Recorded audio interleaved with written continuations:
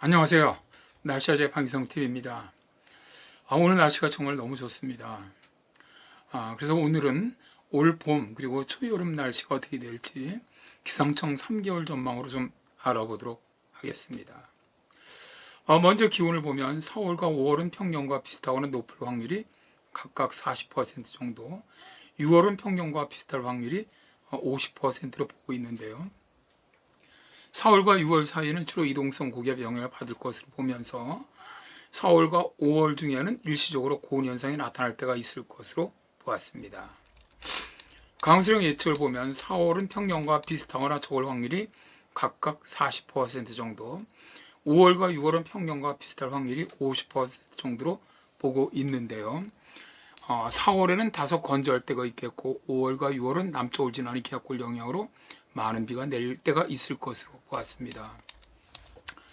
그러니까 이제 기상청이 4월에서 6월까지 3개월 기상 전망을 그냥 간추려 본다면요. 기온은 4월과 5월에는 평년보다 좀 다소 높을 것으로 보고 있는 것이고요. 6월은 평년과 기온은 비슷한데 강수량을 보면 6월에 강수량도 평년과 비슷하게 예측을 하고 있거든요.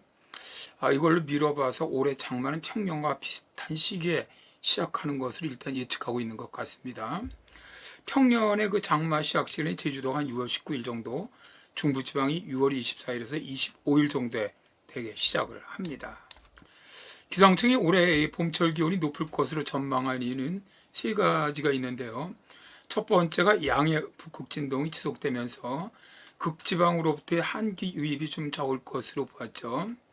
북극 진동이 양의 흐름을 보이면 동서 흐름이 남북 흐름이 아니라 동서 흐름이 원활해지기 때문에 기온이 평년보다 높을 것을 보는 것이죠. 그러나 5월 중순 이후부터 6월 사이에는 북극 진동이 중립 가능성이 높을 것으로 보면서 기온이 좀 평년과 비슷한 것으로 예보를 했습니다. 두 번째가 유럽과 티베트 지방의 눈덮임입니다. 두 지역 모두 2월 눈덮임 면적이 평년보다 많았는데요.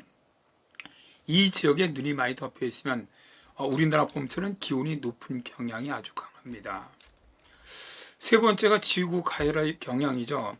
최근 10년 동안 평균 대비 평균 기온이 4월이 0.3도, 5월이 0.7도, 6월이 0.5도 올라갔거든요. 계속 매년 기온 증가 경향을 보이고 있기 때문에 올해도 봄이 평년보다 좀 따뜻할 것으로 보는 것이고요. 네 번째입니다. 기후 예측 모델 같은 경우 전 세계 기상청이라든가 혹은 관계기관 12곳의 모델을 갖다 보고 있거든요. 그러다 보니까 대개 모든 모델들이 대체로 봄철과 6월까지 기온은 평년보다 좀 높게 보고 있고요. 강수량은 봄에는 비슷하게 6월은 많을 것으로 예측을 하고 있습니다. 올 여름에 좀 비가 많을 것으로 본다는 얘기입니다. 일단 초봄은. 반대로 봄철 기온이 좀 낮을 것으로 예상하는 기후 요소도 있습니다. 대표적인 것이 라니냐인데요. 동태평양의 낮은 해수면 온도는 서태평양을 중심으로 대류 활동을 갖다 강화시키고 우리나라 쪽으로는 대체로 저기압성 순환이 만들어지기 때문에 대개 라니냐가 있으면 기온 하강 요인이 많아요. 다만 6월부터는 라니냐가 중립으로 전환할 것으로 예상을 하고 있죠.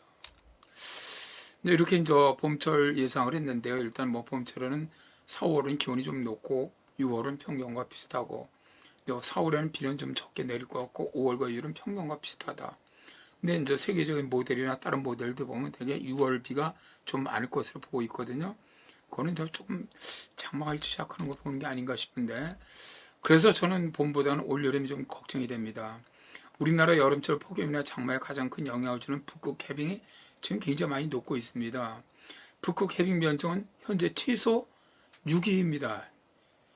3월 20일 기준으로. 그리고 오츠케 해빙은 3위, 카라이는 2위. 그러니까 평년보다 빙하가 굉장히 많이 녹아 있는 상태입니다. 아직은 7월, 8월 여름 전망은 발표되지는 않았지만 올여름이 심상치는 않아 보입니다. 잘 대비하시기 바랍니다. 감사합니다.